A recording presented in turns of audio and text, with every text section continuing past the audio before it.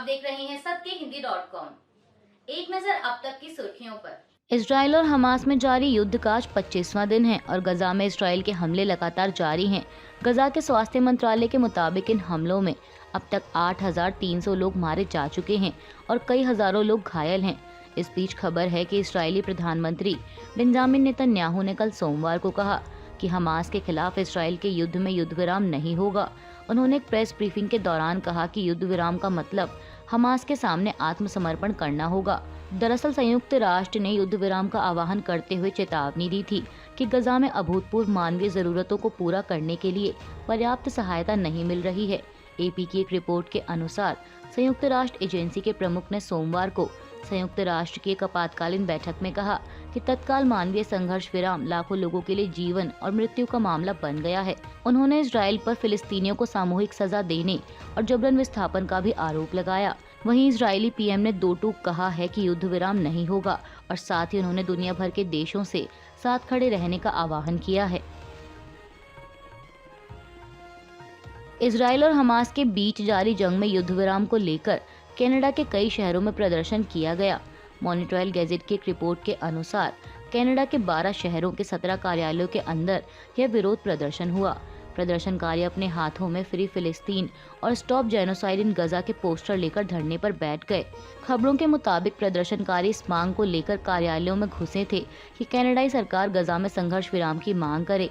Reuters की एक report के मुताबिक एक प्रदर्शनकारी ने कहा कि हमारी मांग है कि कनाडा तत्काल संघर्ष विराम की मांग करे और इसराइल के साथ मिलीभगत भी खत्म करे। महाराष्ट्र में मराठा आरक्षण की मांग को लेकर किए जा रहे आंदोलन ने तूल पकड़ लिया है, जिसके चलते महाराष्ट्र के बीट में धारा 144 लागू कर दी गई। मीडिया रिपोर्ट्स के मुताबिक हालात काबू से बाहर हैं और राजनीतिक दलों के कई नेताओं के घरों को गुस्साई भीड़ अपना निशाना बना रही है।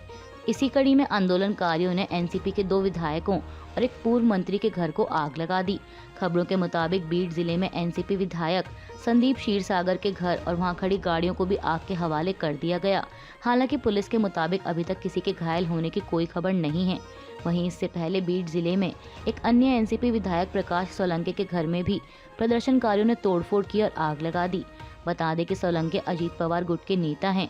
इसके अलावा बीड में पूर्व मंत्री जयदत्त जी क्षीरसागर के कार्यालय में भी आग लगा दी गई, जो कि एकनाथ शिंदे के नेतृत्व वाले शिवसेना गुट के सदस्य हैं। इतना ही नहीं, खबरों के मुताबिक आज सुबह 31 अक्टूबर को शरद पवार गुट द्वारा संचालित एक एनसीपी कार्यालय में भी आग लगा दी गई। महाराष्ट्र में मराठा आरक्षण को लेकर भड़के आंदोलन को देखते हुए शिवसेना यूबीटी प्रमुख उद्धव ठाकरे ने इस मुद्दे पर चर्चा के लिए विधानसभा का विशेष सत्र बुलाने की मांग की है। दरअसल आपको बता दें कि मराठा समुदाय के सदस्य ओबीसी कैटेगरी के तहत सरकारी नौकरियों और शिक्षा में आरक्षण की मांग को लेकर महाराष्ट्र के कई हिस्सों में विरोध प्रदर्शन कर रहे हैं। वहीं महाराष्ट्र में भड़की इस हिंसा के बीच आज मंगलवार 31 अक्टूबर को बीड में बीजेपी विधायक लक्ष्मण माधवराव पवार और एनसीपी जिला अध्यक्ष राजेश्वर चौहान ने इस्तीफा दे दिया है। बता दें कि इससे पहले शिंदे गुट के सांसद हेमंत पाटिल ने भी रविवार को लोकसभा स्पीकर ओम बिरला को अपना इस्तीफा भेज दिया था। दिल्ली के कथित शराब नीति घोटाला मामले में ईडी ने आम आदमी पार्टी प्रमुख और दिल्ली के मुख्यमंत्री अरविंद केजरीवाल को तलब किया है। जांच एजेंसी ने उन्हें 2 नवंबर को पूछताछ के लिए बुलाया है। आपको बता दें कि इससे पहले अप्रैल महीने में सीबीआई भी मुख्यमंत्री को पूछताछ के लिए बुला चुकी है। साथ ही बता दें कि ईडी का यह समन ऐसे समय पर आया है जब दिल्ली के पूर्व उप मुख्यमंत्री और आम आदमी पार्टी नेता मनीष सिसोदिया को सुप्रीम कोर्ट से झटका लगा है। दरअसल सिसोदिया इसी मामले में जेल में बंद हैं और कल सोमवार को सुप्रीम कोर्ट ने उनकी जमानत याचिका पर फैसला सुनाते हुए उसे खारिज कर दिया और कल सोमवार को ही ईडी ने मुख्यमंत्री केजरीवाल को समन जारी किया है। आपको बता दें कि दिल्ली के इस कथित शराब नीति घोटाला मामले में आम आदमी पार्टी सांसद संजय सिंह भी जेल में बंद हैं। वहीं अब ऐसे में माना जा रहा है कि मुख्यमंत्री अरविंद केजरीवाल पर जांच एजेंसियों की यह कार्रवाई उनकी मुश्किलें बढ़ा सकती है। आम आदमी पार्टी पर जांच एजेंसियों के कसते शिकंजे को लेकर पार्टी ने केंद्र की मोदी सरकार पर निशाना साधा है।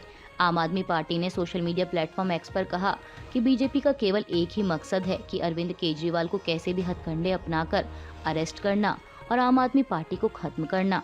आप नेता आतिशी ने कहा कि भाजपा को आम आदमी पार्टी से डर लगता है। इस साजिश के तहत अब 2 नवंबर को अरविंद केजरीवाल को ईडी ने समन किया है। उन्होंने लिखा कि झूठा केस लगाकर ईडी की अरेस्ट करने की साजिश है। आतिशी ने कहा कि मैं बीजेपी को बता दूं, हम जेल जाने से नहीं डरते, भारत के आम आदमी के लिए काम करते रहेंगे। वहीं पार्टी के एक अन्य नेता ने कहा कि भाजपा और नरेंद्र मोदी को अरविंद केजरीवाल से डर लगता है, इनकी अरविंद केजरीवाल को अरेस्ट करने की साजिश है। उन्होंने कहा कि ईडी और सीबीआई बीजेपी हेडक्वार्टर से ऑर्डर लेती हैं, पर मैं नरेंद्र मोदी से कहना चाहता हूं कि हम डरने वाले नहीं हैं, क्योंकि अरविंद केजरीवाल सत्य के साथ खड़े हैं और जीत सत्य की ही होगी।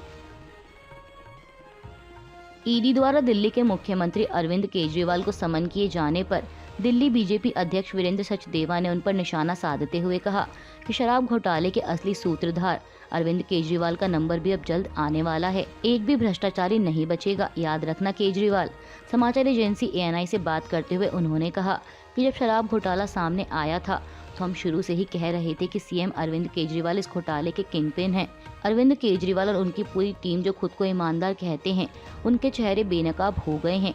दिल्ली के मुख्यमंत्री केजरीवाल जो अपने आप को कट्टर ईमानदारी का सर्टिफिकेट देते फिरते हैं, अब उनके काली परतें खुलने लगी हैं। जांच एजेंसी ने उन्हें समन भेजकर 2 नवंबर को हाजिर होने को कहा है। जो सवाल दिल्ली की जनता कई महीनों से मुख्यमंत्री जी से पूछ रही है, अब उसका जवाब उन्हें देना होगा। आज 31 अक्टूबर मंगलवार को लौह पुरुष सरदार वल्लभ भाई पटेल की 148वीं जयंती के मौके पर प्रधानमंत्री मोदी ने उन्हें पुष्पांजलि अर्पित की। पीएम मोदी ने कहा कि सरदार पटेल की जयंती पर हम उनकी अदम्य भावना, दूरदर्शी नेतृत्व और असाधारण समर्पण को याद करते हैं, जिससे उन्होंने हमारे राष्ट्र के भाग्य को आकार दिया। राष्ट्रीय एकता के लिए उनकी प्रतिबद्धता आज भी हमारा मार्गदर्शन करती है। हम हमेशा उनके ऋणी रहेंगे। वहीं राष्ट्रपति द्रौपदी मुर्मू, उपराष्ट्रपति जगदीप धनखड़, केंद्रीय गृह मंत्री अमित शाह और कई अन्य नेताओं ने भी सरदार वल्लभ भाई पटेल की जयंती पर उन्हें श्रद्धांजलि दी। कैश फॉर क्वारी के आरोपों में घिरी टीएमसी सांसद महुआ मोइत्रा ने केंद्र सरकार पर गंभीर आरोप लगाते हुए आज मंगलवार 31 अक्टूबर को सोशल मीडिया प्लेटफॉर्म एक्स पर गृह मंत्रालय को टैग करते हुए लिखा कि एप्पल कंपनी से मुझे चेतावनी भरा संदेश और ईमेल मिला है कि सरकार मेरे फोन और ईमेल को हैक करने की कोशिश कर रही है। महुआ मोइत्रा ने लिखा कि अडानी और पीएमओ के दबंग आपका डर देखकर मुझे आप पर दया आती है। इसके साथ ही टीएमसी सांसद ने शिवसेना यूबीटी नेता प्रियंका चतुर्वेदी को भी टैग करते हुए आगे लिखा कि आपको, मुझे और 3 अन्य भारतीयों को अब तक इस तरह का मेल और मैसेज मिल चुका है। बता दें कि महुआ मोइत्रा ने एक्स पर उस मेल और मैसेज का स्क्रीनशॉट भी शेयर किया है। चंद्रबाबू नायडू की पार्टी टीडीपी ने तेलंगाना विधानसभा चुनाव से दूरी बना ली है। दरअसल 30 नवंबर को तेलंगाना में होने वाले चुनाव में टीडीपी ने नहीं लड़ने का फैसला किया है। वहीं टीडीपी के इस फैसले से नाराज होकर पार्टी की तेलंगाना इकाई के अध्यक्ष कसानी ज्ञानेश्वर ने अपने पद से इस्तीफे का ऐलान किया है।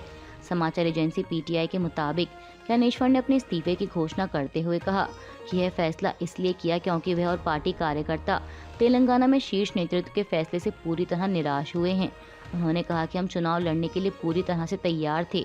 ज्ञानेश्वर ने कहा कि हम पार्टी में रहते हुए पार्टी कैडर के साथ अन्याय नहीं कर सकते, इसलिए मैंने पार्टी से इस्तीफा देने का फैसला किया।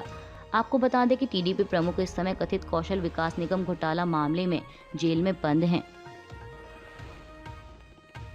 दिल्ली में बढ़ते पॉल्यूशन के कारण राजधानी की हवा खराब होती जा रही है, जो कि लोगों के स्वास्थ्य के लिए गंभीर समस्या है। ऐसे में आज मंगलवार 31 अक्टूबर को सुप्रीम कोर्ट इस मामले पर सुनवाई करेगा। बता दें कि सुप्रीम कोर्ट ने एयर क्वालिटी मैनेजमेंट कमीशन से सवाल पूछा था कि पॉल्यूशन कंट्रोल करने के लिए क्या कदम उठाए गए हैं। इसी पर आज कमीशन अदालत के सामने अपनी रिपोर्ट पेश करेगा। क्रिकेट वर्ल्ड कप 2023 का 31वां मुकाबला आज मंगलवार 31 अक्टूबर को कोलकाता के ईडन गार्डन स्टेडियम में खेला जाएगा। इस मैच में पाकिस्तान और बांग्लादेश की टीमें आमने सामने होंगी। आपको बता दें कि पाकिस्तान अपने पिछले 4 मैच हार चुका है, तो वहीं बांग्लादेश लगातार 5 मैच हारकर आज यहां खेलेगी। अभी के लिए बस इतना ही। बाकी की खबरों के लिए बने रहिए सबके हिंदी.com के साथ।